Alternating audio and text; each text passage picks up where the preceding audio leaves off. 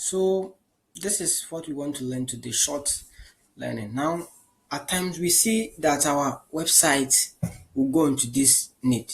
Welcome website information needed. You have to enter install WordPress now. So we're going to try as much as possible to see if it is going to work. So this one, you don't need to do any other thing. Let's go to our server.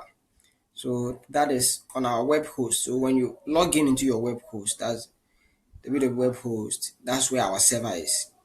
Now, when we log in onto our web host with our email and password, we see that we have my website and we have manage website.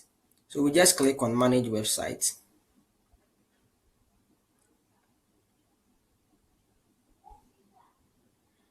But before that, let me come here, then I close my website option here. So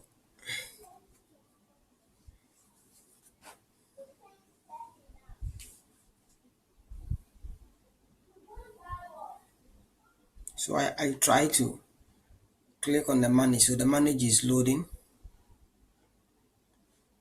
Then it will just send me to the dashboard. So when the manage have loaded, this is what it show my statistics.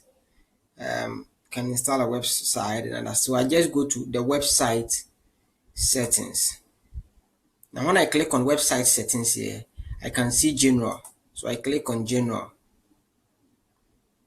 Then I will see that I have a general. So this is the FTP file transfer where all the back end of my server. So you can see my website link name, change password. The PHP version is 7.2, so that one is okay. Then this is the current distance. So we just go to this side, repair.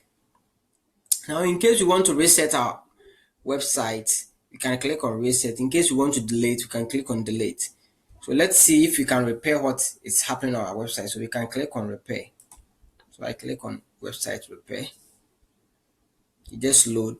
It says website has been successfully repair.